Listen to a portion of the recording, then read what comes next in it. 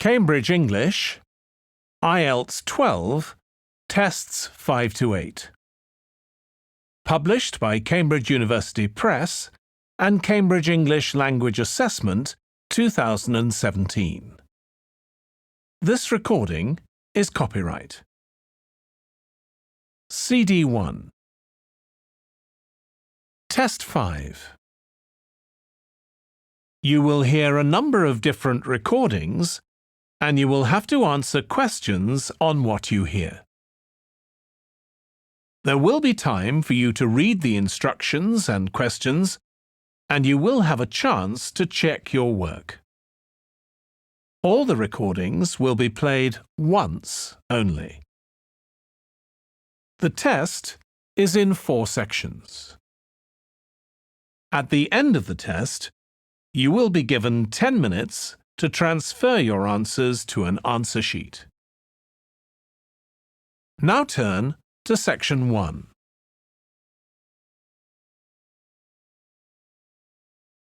Section 1. You will hear a man inquiring in a tourist centre about activities suitable for families. First, you have some time to look at questions 1 to 4.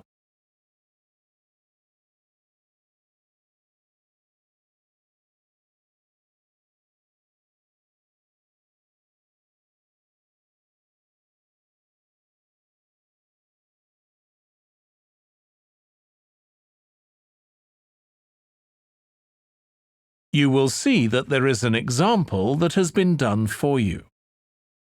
On this occasion only, the conversation relating to this will be played first. Hi, can I help you? I'd like to find out if you have any excursions suitable for families. Sure. How about taking your family for a cruise? We have a steamship that takes passengers out several times a day. It's over 100 years old. The cruise takes place on a steamship. So steamship has been written in the space. Now we shall begin. You should answer the questions as you listen because you will not hear the recording a second time. Listen carefully and answer questions 1 to 4. Hi, can I help you? I'd like to find out if you have any excursions suitable for families. Sure. How about taking your family for a cruise? We have a steamship that takes passengers out several times a day. It's over 100 years old. That sounds interesting. How long is the trip? About an hour and a half. And don't forget to take pictures of the mountains. They're all around you when you're on the boat and they look fantastic. Okay. And I assume there's a cafe or something on board? Sure. How old are your children? My daughter's 15 and my son's 7. Right. Well, there are various things you can do once you've crossed the lake to make a day of it. One thing that's very popular is a visit to the country farm. You're met off the boat by the farmer and he'll take you to the holding pens where the sheep are kept. Children love feeding them. My son would love that. He really likes animals. Well, there's also a 40-minute trek round the farm on a horse if he wants. Do you think he'd manage it? He hasn't done that before. Sure. It's suitable for complete beginners. Good. And again, visitors are welcome to explore the farm on their own, as long as they take care to close gates and so on. There are some very beautiful gardens along the side of the lake which also belong to the farm. They'll be just at their best now. You could easily spend an hour or 2 there. Okay, well, that all sounds good. And can we get lunch there? You can, and it's very good, though it's not included in the basic cost. You pay when you get there. Right. Before you hear the rest of the conversation, you have some time to look at questions 5 to 10.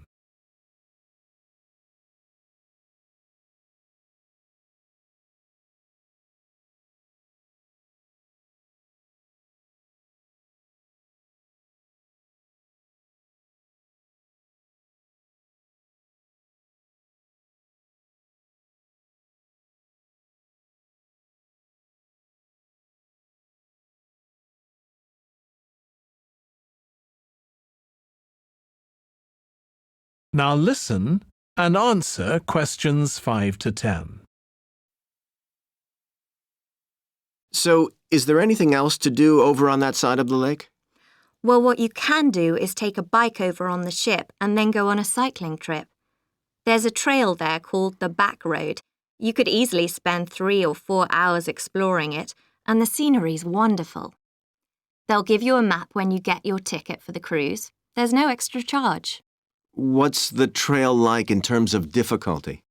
Quite challenging in places. It wouldn't be suitable for your 7-year-old. It needs someone who's got a bit more experience. Well, my daughter loves cycling, and so do I, so maybe the two of us could go, and my wife and son could stay on the farm. That might work out quite well. But we don't have bikes here. Is there somewhere we could rent them? Yes, there's a place here in the city. It's called Ratcheson's. I'll just make a note of that. How do you spell it? Ratchesons.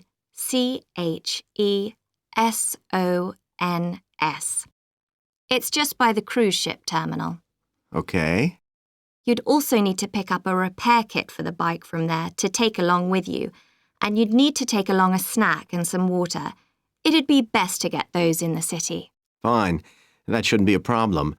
And I assume I can rent a helmet from the bike place. Sure, you should definitely get that. It's a great ride, but you want to be well prepared because it's very remote. You won't see any shops round there or anywhere to stay, so you need to get back in time for the last boat. Yeah. So what sort of prices are we looking at here? Let's see.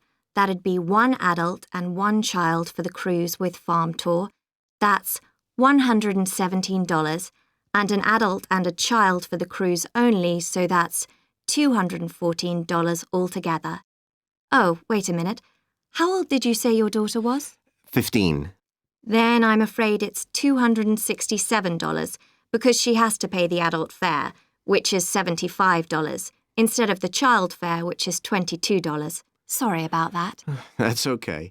So how do we find out? That is the end of section 1. You now have half a minute to check your answers.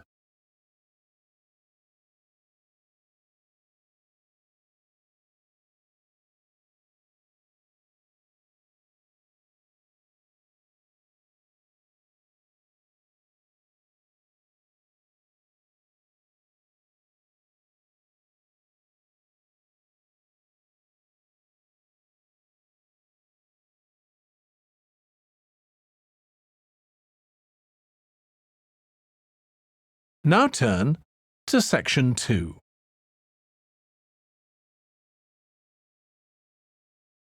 Section 2. You will hear a restaurant manager talking to a small group of new staff who are starting work as kitchen assistants in a restaurant.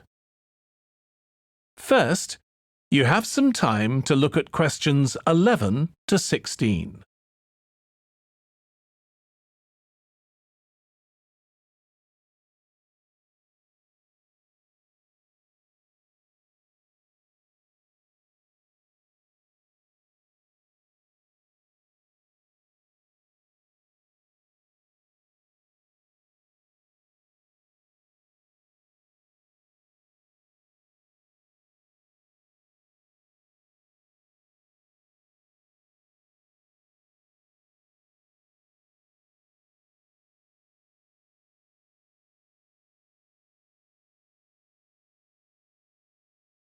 Now listen carefully and answer questions 11 to 16. Good morning, everyone. My name's Joy Parkins, and I'm the restaurant manager. And I understand that none of you have had any previous experience as kitchen assistants. Well, you might be feeling a bit nervous now, but most of our kitchen assistants say they enjoy the work. OK, they might get shouted at sometimes, but it's nothing personal. And they're pleased that they have so many different things to do, which means they never get bored. And I'll tell you straight away that if you do well, we might think about moving you up and giving you some more responsibility. Right, well, you've all shown up on time, which is an excellent start. Now, I'm glad to see none of you have unsuitable footwear, so that's good. You need to be careful as the floors can get very wet and slippery. Those of you with long hair have got it well out of the way, but some of you'll need to remove your rings and bracelets. Just put them somewhere safer today. And remember to leave them at home tomorrow, as they can be a safety hazard. Now, it's going to be a busy day for you all today. We don't have any tables free for this evening, and only a few for lunch.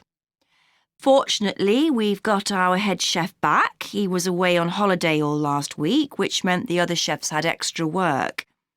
Now, I'll tell you a bit more about the job in a minute. But first, some general regulations.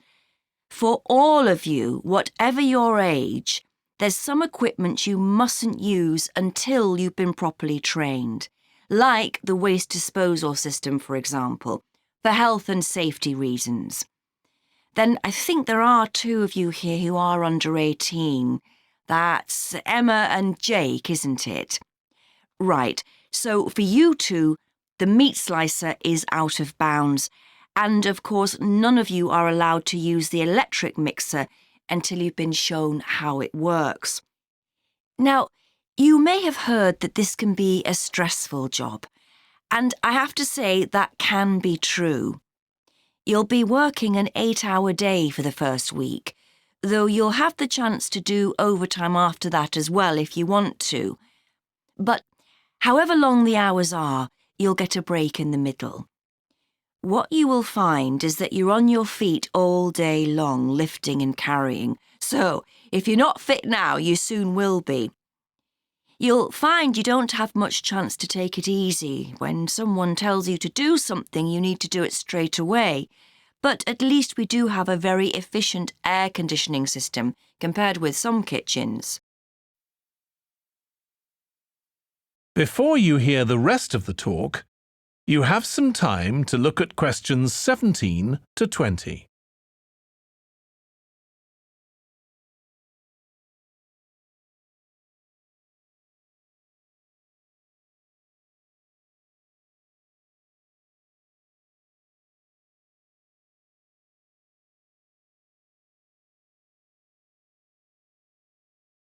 Now listen and answer questions 17 to 20.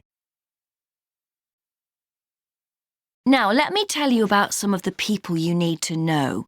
So, as I said, I'm Joy Parkins, and I decide who does what during the day and how long they work for. I'll be trying to get you to work with as many different people in the kitchen as possible, so that you learn while you're on the job. One person whose name you must remember is David Field. If you injure yourself at all, even if it's really minor, you must report to him, and he'll make sure the incident is recorded and you get the appropriate treatment. He's trained to give basic treatment to staff himself, or he'll send you off somewhere else if necessary. Then there's Dexter Wills. He's the person you need to see if you smash a plate or something like that.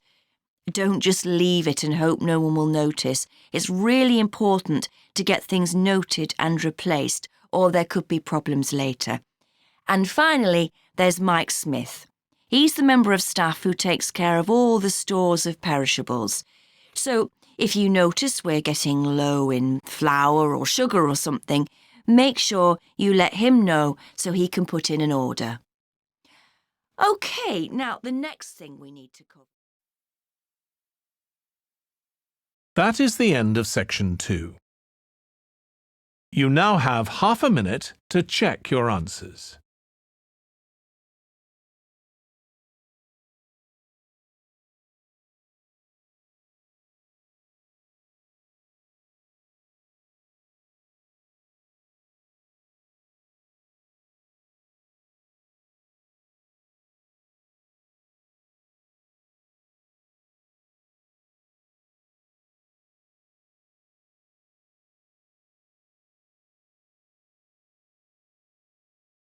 Now turn to Section 3.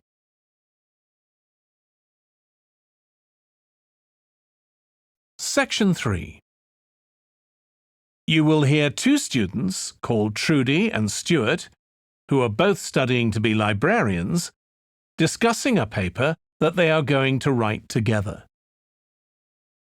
First, you have some time to look at questions 21 to 23.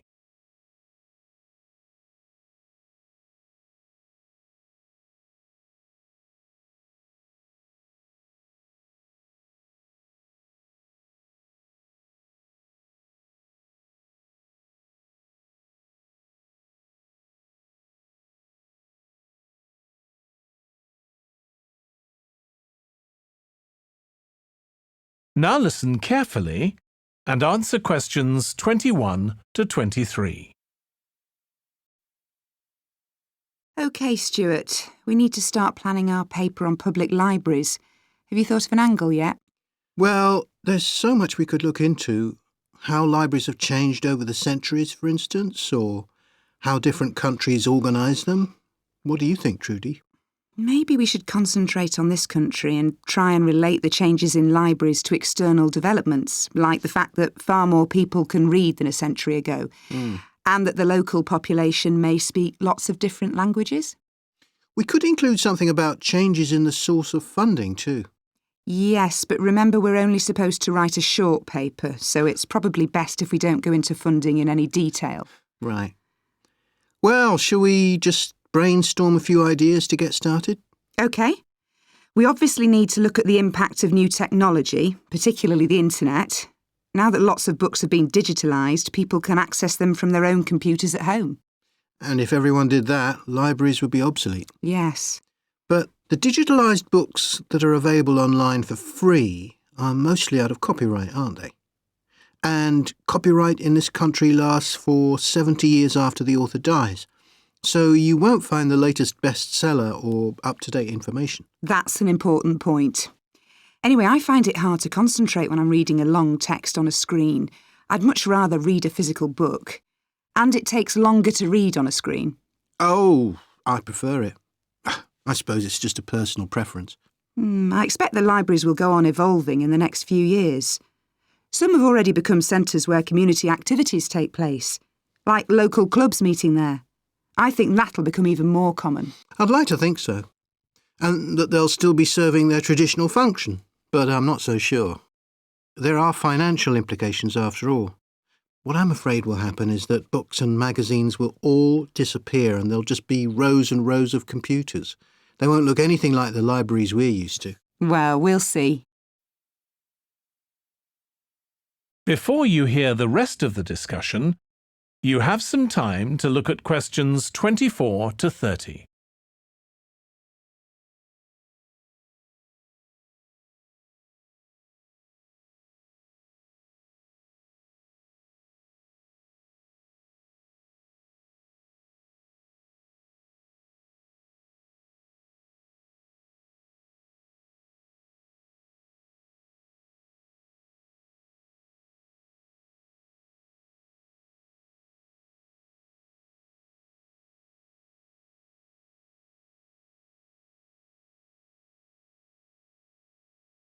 Now listen and answer questions 24 to 30. I've just had an idea. Why don't we make an in-depth study of our local public library as background to our paper? Yes, that'd be interesting. And raise all sorts of issues. Let's make a list of possible things we could ask about, then work out some sort of structure. For instance, we could interview some of the staff and find out whether the library has its own budget or if that's controlled by the local council. And what their policies are.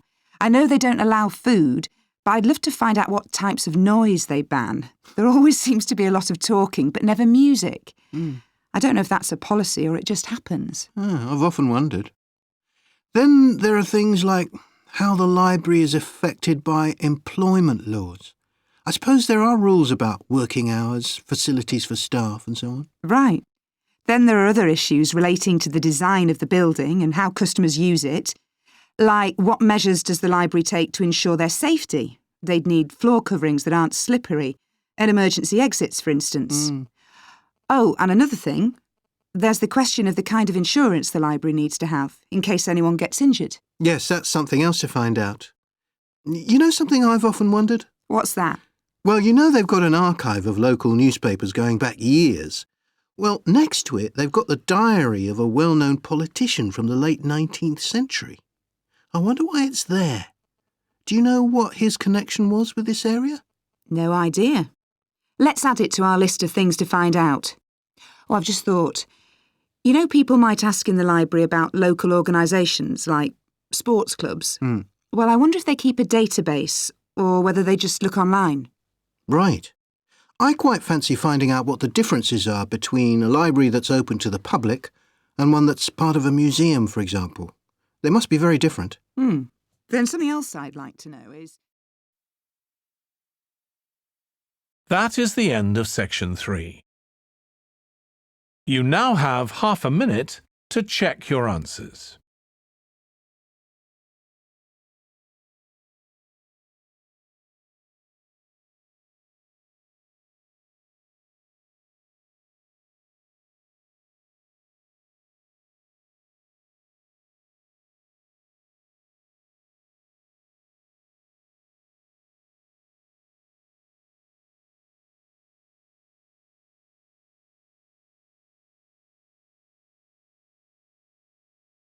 Now turn to section 4.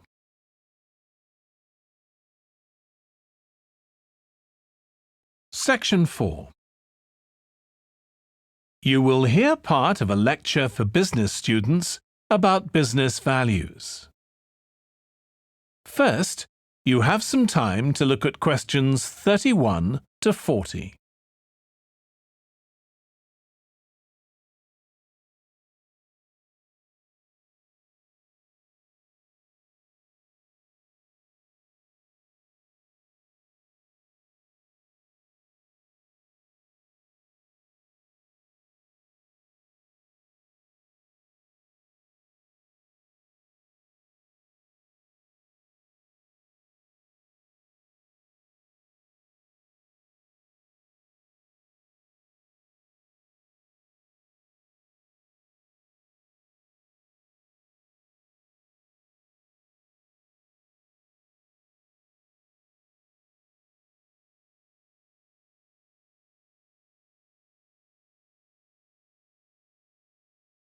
Now listen carefully and answer questions 31 to 40.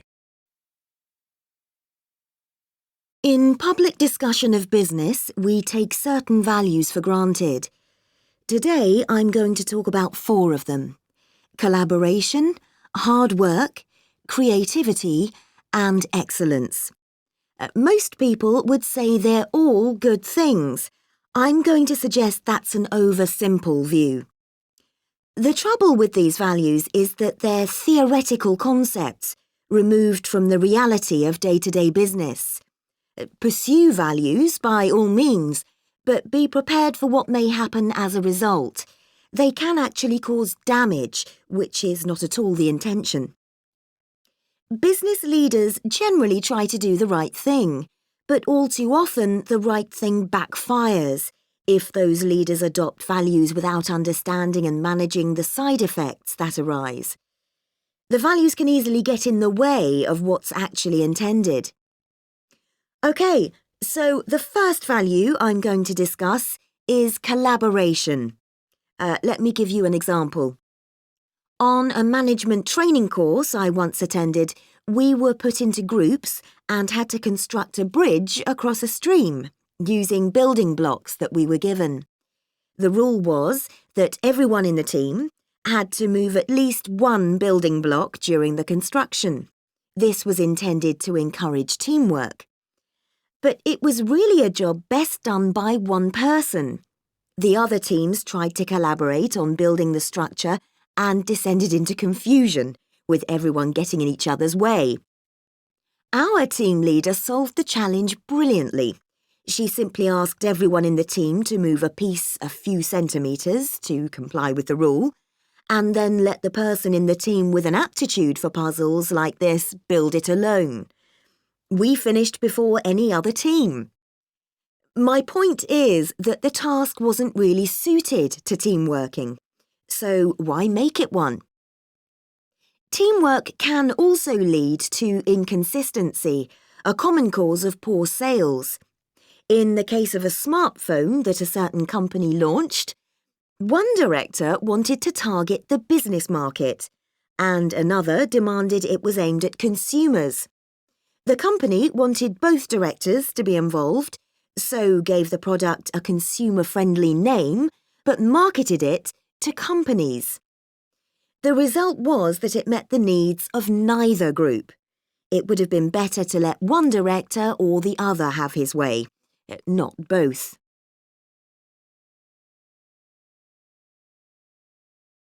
Now, industriousness, or hard work. It's easy to mock people who say they work hard. After all, a hamster running around in a wheel is working hard and getting nowhere. Of course, hard work is valuable, but only when properly targeted. Otherwise, it wastes the resources that companies value most, time and energy, and that's bad for the organisation. There's a management model that groups people according to 4 criteria: clever, hard-working, stupid, and lazy. Here, lazy means having a rational determination not to carry out unnecessary tasks. It doesn't mean trying to avoid work altogether. Most people display 2 of these characteristics, and the most valuable people are those who are both clever and lazy. They possess intellectual clarity and they don't rush into making decisions. They come up with solutions to save the time and energy spent by the stupid and hard-working group. Instead of throwing more man-hours at a problem, the clever and lazy group looks for a more effective solution. Next, we come to creativity. This often works well. Creating an attention-grabbing TV commercial, for example, might lead to increased sales. But it isn't always a good thing. Some advertising campaigns are remembered for their creativity without having any effect on sales. This happened a few years ago with the launch of a chocolate bar. Subsequent research showed that plenty of consumers remembered the adverts, but had no idea what was being advertised. The trouble is that the creator derives pleasure from coming up with the idea and wrongly assumes the audience for the campaign will share that feeling.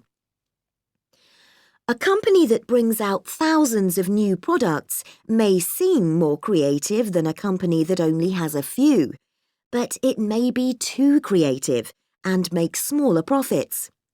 Creativity needs to be targeted to solve a problem that the company has identified. Just coming up with more and more novel products isn't necessarily a good thing. And finally, excellence. We all know companies that claim they strive for excellence, but it takes a long time to achieve excellence. In business, being first with a product is more profitable than having the best product. A major study of company performance compared pioneers, that is, companies bringing out the first version of a particular product, with followers, the companies that copied and improved on that product. The study found that the pioneers commanded an average market share of 29%, while the followers achieved less than half that, only 13%, even though their product might have been better. Insisting on excellence in everything we do is time-consuming, wastes energy, and leads to losing out on opportunities. Sometimes second-rate work is more worthwhile than excellence. Make sure it's excellent sounds like a good approach to business, but the just get started approach is likely to be more successful. That is the end of section 4. You now have half a minute to check your answers.